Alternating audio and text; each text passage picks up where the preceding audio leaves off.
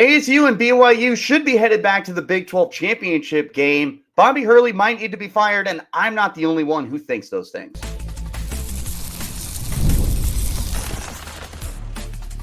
You are Locked On Sun Devils, your daily podcast on the Arizona State Sun Devils. Part of the Locked On Podcast Network, your team every day.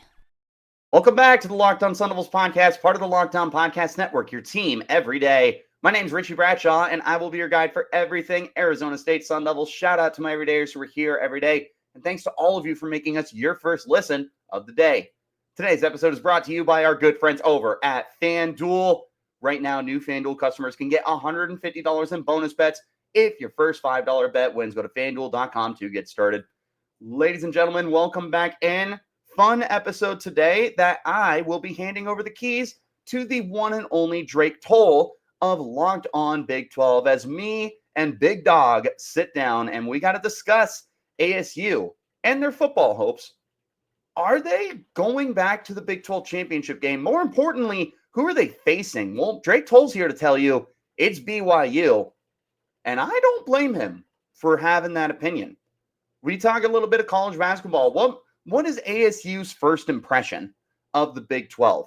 With a down year and ASU was supposed to be better than they are, should this be what ASU expects? And then Bobby Hurley, man, we've talked about it on this show, but Drake Toll had to give me his opinions too. And I don't think that we are too far off on the direction that the Sun Devils should be heading right now. This is a crossover edition of Locked On Sun Devils and Locked On Big 12. I'm going to hand it over to my man, Drake. Till next time, you keep it locked right here on Locked On Sun Devils. Drake Toll, take it away.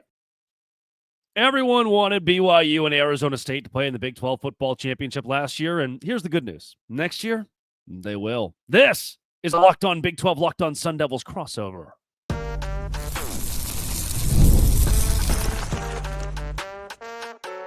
You are Locked On Big 12, your daily podcast on the Big 12 Conference. Part of the Locked On Podcast Network, your team every day.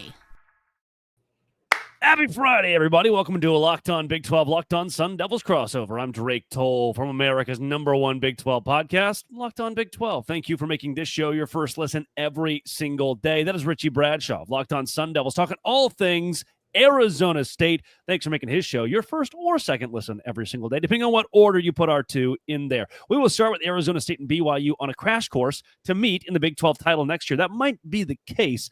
I think BYU is going to be there. Richie thinks Arizona State's going to be there. Let's put the two together. We'll also talk basketball is as bad or good or as insane as ever for Arizona State. It hasn't gone well. Let's recap the entire conference from a wild week, and then we'll end with Bobby Hurley. Yeah. Probably got to fire the guy. From my standpoint, probably got to fire the guy. We'll see what Richie says about it. If you hit subscribe, we get to keep our jobs. Richie, Arizona State and BYU took a matchup in the regular season last year to new heights, new rivalry.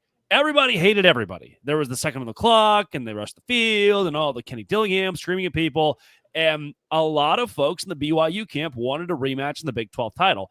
Not only did they not get that, they won't get a rematch in the regular season next year, which only means these two schools have an even better opportunity to meet in the Big 12 title. Yep, and I was really bummed when I saw that we don't get to play them this year, whether that was going to be in Tempe again or if we had to go up to Provo, because I think that they are establishing a new rivalry, and how insane is it that they did it in one game in the Big 12? But, I mean, if you go back to 60s and 70s back in the WAC, those two were rivals back then. So there's history there. It's just been decades of dormancy for this rivalry. And then, this comes out last year, and it's such an intense rivalry that Utah fans who historically hate ASU join our side and are like, hey, man, they stink too. We don't like them either. And it's like, really? Utah? You guys are defending us? And it's like, enemy of my enemy, I guess. But there is potentially some kind of special hatred and rivalry sports-wise that could be established here between BYU and Arizona State. We have to miss it this year, but like you said, if we get that for the Big 12 championship, I mean, that just takes it to a whole other level. Why do you think? I mean, I can list reasons for BYU to be in the Big 12 title next year. I can list them for Arizona State, but obviously you're the expert. Why do you think the Sun Devils, especially the big question on everyone's mind without Cam Scadaboo, will return? It's going to be a very different team without Scadaboo on there. There's no denying that. One of the things that I've said many times on my podcast is you can't replace Scadaboo himself. You can replace his production, like a Moneyball thing. Like, we can't replace this player, but we can replace him in the aggregate. And that's what ASU is going to have to do with their running back stable. And Kanye Udo was coming in from Army. Tyson Brown is back. Raleek Brown should be healthy. So if you can combine for what Cam did last year, you'll be fine with it, kind of thing. But Sam Leavitt is back and Jordyn Tyson is back, and those two were as dominant a quarterback to receiver duo that the conference had last year. The defense is still really good. They're returning a ton of guys, as we've all talked about, until we're blue in the face, but the entire coaching staff's back too. You have Kenny Dillingham back. You've got both your coordinators, Marcus Arroyo and Brian Warder, back. And as of right now, all of your assistant coaches are back too. Someone could be poached later, sure, but right now the continuity throughout the roster and throughout the coaching staff is what helps ASU get in such a great spot right now. Yeah, ASU and BYU both returning quarterbacks next season. BYU has a stud running back coming back, a lot of key pieces on the defense. Let's talk schedules. We just saw these released by the Big 12 Conference. And for BYU, Portland State, Stanford, East Carolina, not that bad of a non-conference slate. You're going to be okay, I think, there. Then starting at Colorado is a toss-up. I don't really know what Colorado is going to look like next year. I feel like BYU is likely going to be favored in that game. Then West Virginia, at Arizona, Utah. Those games are all pretty winnable. You're likely a favorite in those as well, considering those schools were on the back half of the Big 12 last season. Where it gets tough for BYU, they go at Iowa State, have a bye week, go at Texas Tech. That's the toughest 3 weeks they'll deal with, and one of those 3 weeks is a bye week, finishing up with TCU at home, at Cincinnati, UCF at home. It's a very easy last 3 games, or seemingly, because 2 of the 3 are at Lavelle Edwards, and one of those is against a team that I have 16th in the Big 12 preseason, Cincinnati. For Arizona State, when you analyze the schedule, does it prove to be a championship slate for the Sun Devils? What's so interesting to me about this schedule, and we've talked about it before on the Big 12 squad, and if you haven't listened to that, you definitely need to listen to that, by the way. It's the best. But I like the schedule for ASU, and there's also a lot that I don't like about it, but some of the things that I like are your tougher games you're getting out of the way with it being at home. Like, you're hosting Texas Tech. I'm actually a little higher on TCU as of right now, so hosting them is a big deal. I think West Virginia, hit or miss. I'm not sure how they're going to be, but we'll see. But then you are going to Iowa State in November, and you may not have snow, but it is wet and it is foggy, and that's not going to be fun. You're visiting Utah, who I think will be better. I don't think they're conference contenders yet. They could prove me wrong, because that's still a very well-coached team, and Devin Dampier could be a difference. I am really high on Baylor. I don't know where you're at on Baylor, but I think it's going to be one of the better teams in the conference this year. Opening your slate going to Waco, not a fan. So there's some tough games on here, but I like what ASU has been dealt for their home games after coming off of a perfect season at home. They were undefeated at home. The games that you have here could lead you to go undefeated again. Now, Texas Tech, that's going to be as tough a game as you have this year. Yeah. But there's just stuff that I like and don't like, but ASU is going to be tested this year. I think Tech's going to be a whole lot better because of what they did in the transfer portal this offseason.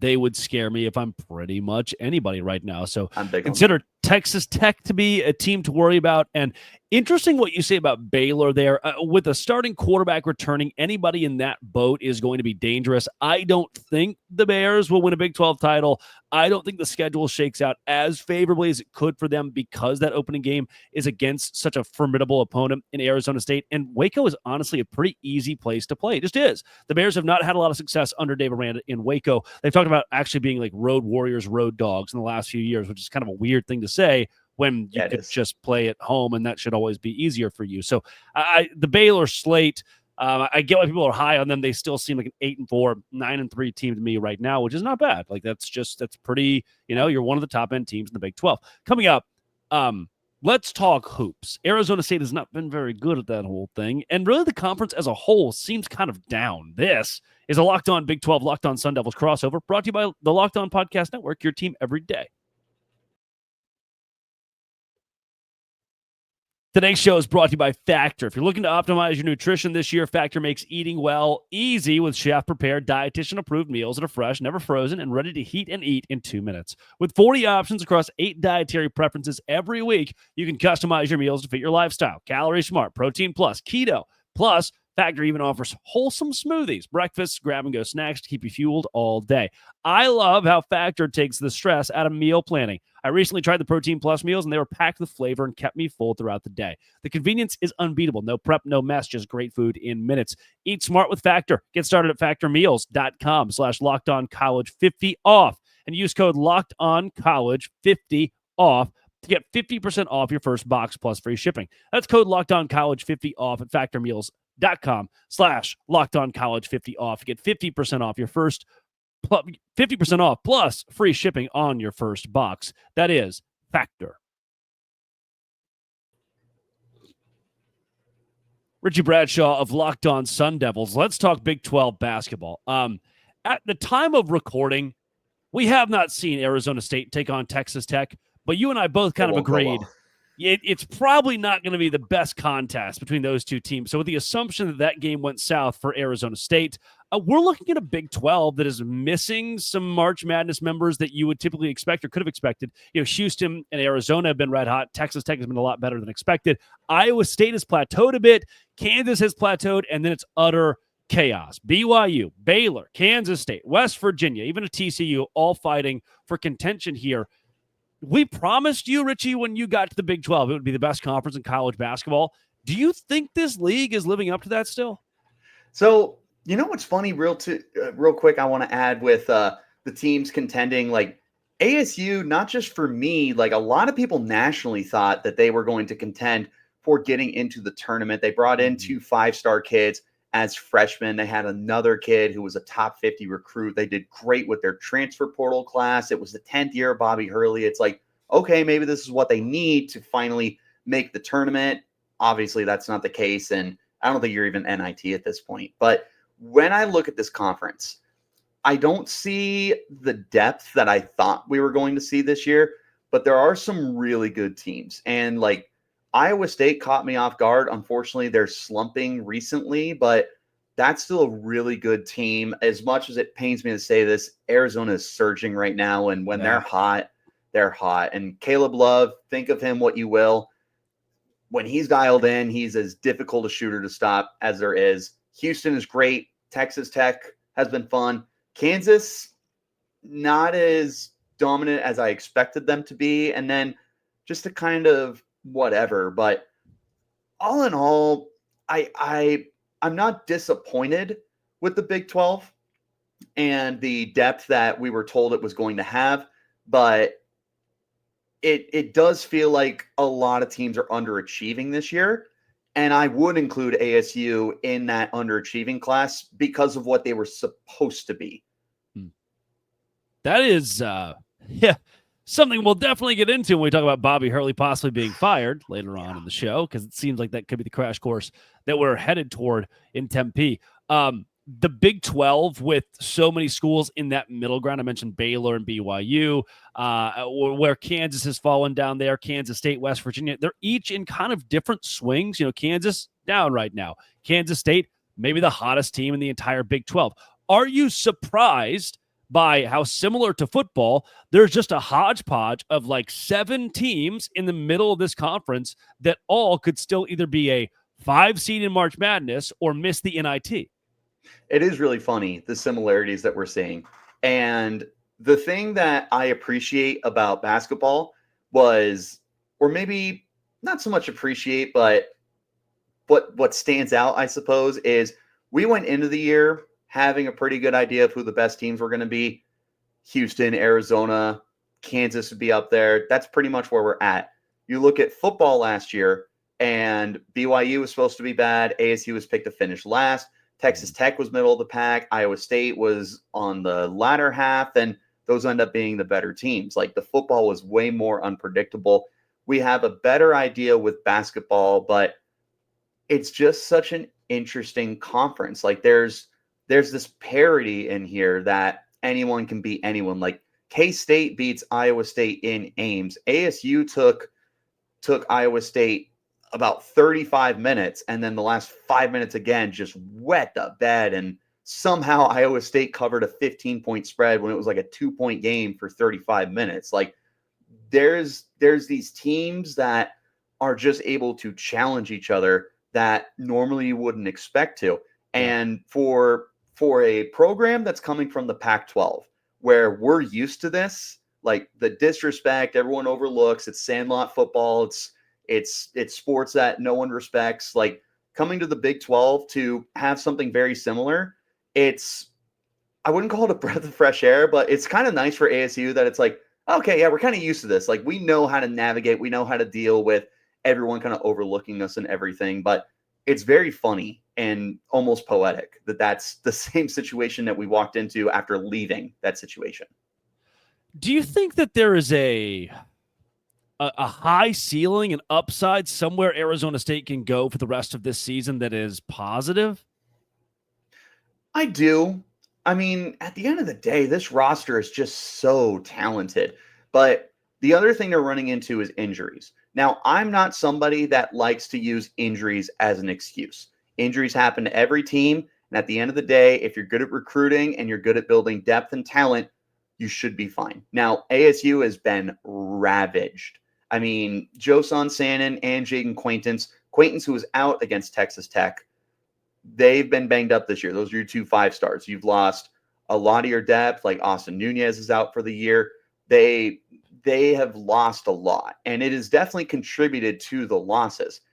The only way that ASU is going to find a way to turn this around and make it at least a respectable season is if guys can get healthy. And again, Quaintance is out for Texas Tech. Sannon is starting to look closer to his former self.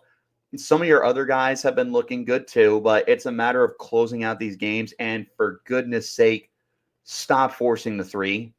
There was a game where they shot 33 3-point tries in the first half of the game, and we're like 20%. And it's like, this isn't winning basketball. This is why we're losing so many games. So they need to find some health, which isn't in their control, but they need to get back to playing to their strengths, and they're just not doing that. I wonder if there's a national champion somewhere in here. I hope, but I just don't. It's tough. Houston is the best shot. I think we have Arizona, as much as it might pain Arizona State fans, is also in that category. And Texas Tech is, any given night, could, I think, beat anybody in the country. Iowa State needs to show me, well, what have you given me lately? Kansas, what have you given me lately? You know, BYU, the ebb and flow. Baylor, I'm talking about all these teams that, again, could be, you know, top seeds in the NCAA tournament or could miss it altogether here in a couple of weeks. We'll find out in March. We're getting close. We're inching closer and closer to learning which Big 12 teams can vie for that national championship. And it does seem as though we are on that crash course for Arizona State to not be named in that field unless they win the Big 12 tournament. That's kind of your hope at this point if you're a Sun Devil. Coming up, Bobby Hurley's got to go, right? Wrong? We'll see. This is a Locked On Big 12, Locked On Sun Devils crossover, part of the Locked On Podcast Network, your team every day.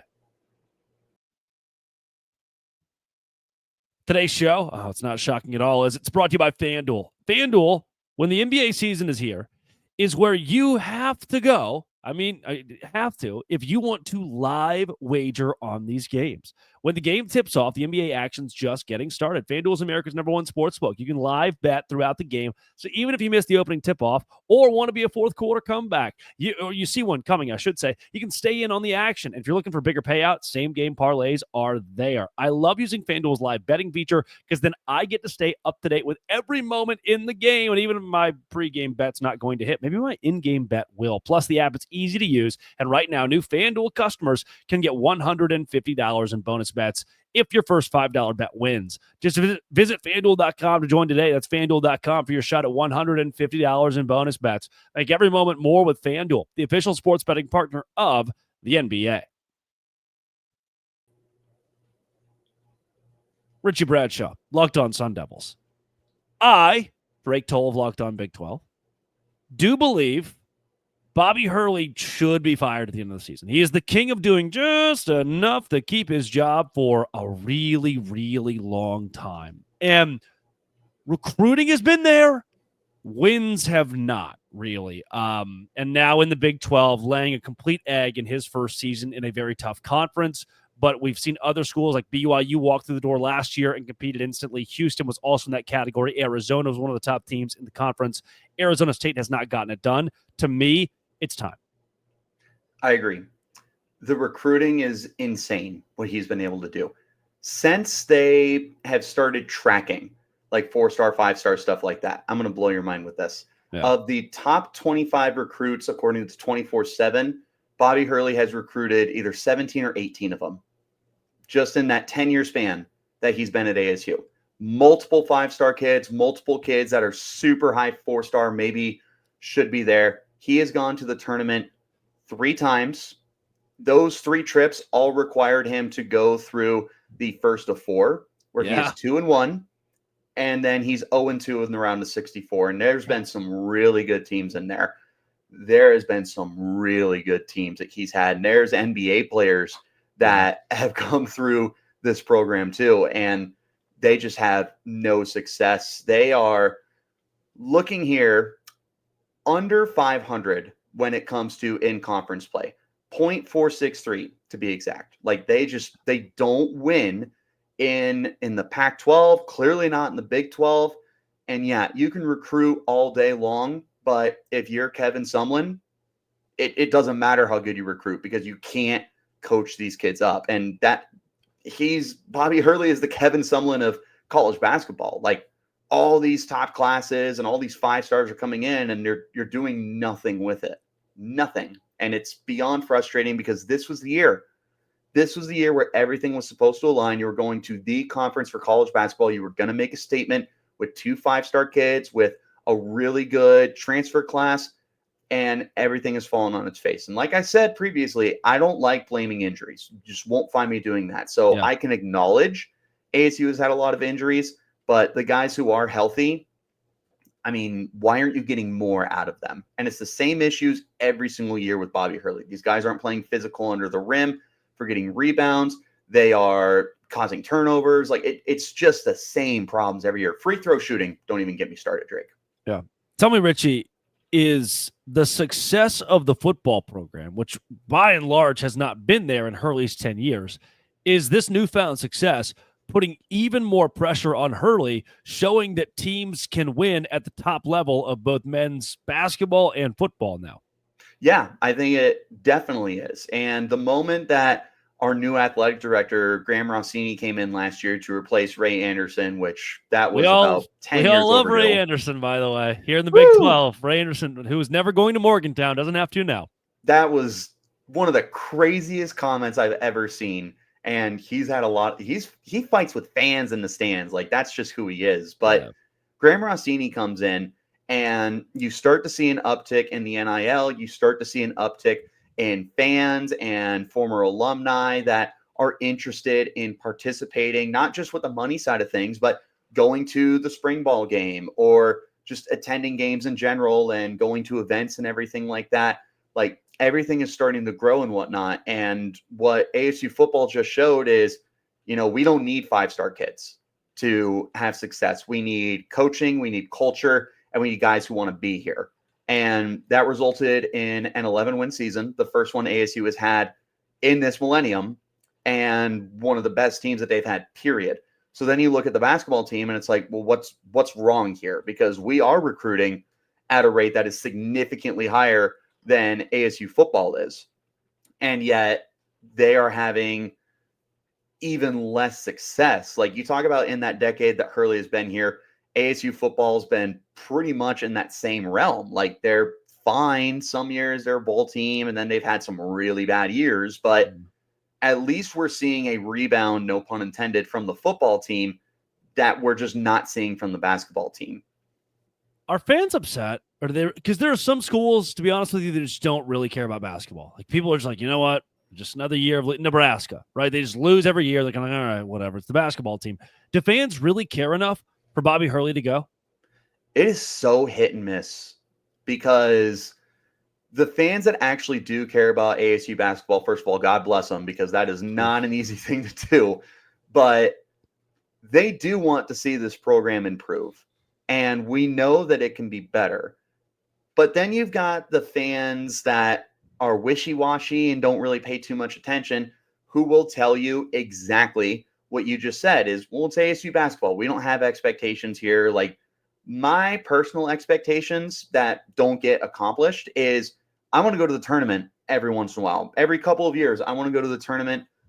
In my lifetime, I want to go to a Sweet 16. And that just looks less and less realistic with every year that Bobby's here. But those fans will tell you, can we really do better? Like, can we do better than Bobby Hurley? Is anything going to change? Can you bring someone in who's going to change things? And it's like, I hear what you're saying. That's not the mindset you should have, but I hear you.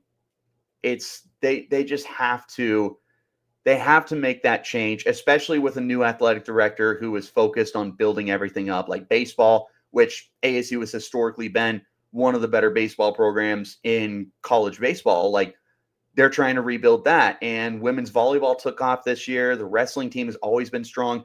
I don't know if you know this, ASU hockey is top 10 in the country right now. Like, they're building up their sports across the board, and college basketball is probably the second biggest sport collegiately after football, and you're not doing anything there. So I think it's time to make that change, even if some fans are of the mindset of, can we do any better? You're not going to do better if you have that mindset. I mean, if Bobby Hurley's name was pretty much anything but Bobby Hurley, is he still the head coach there?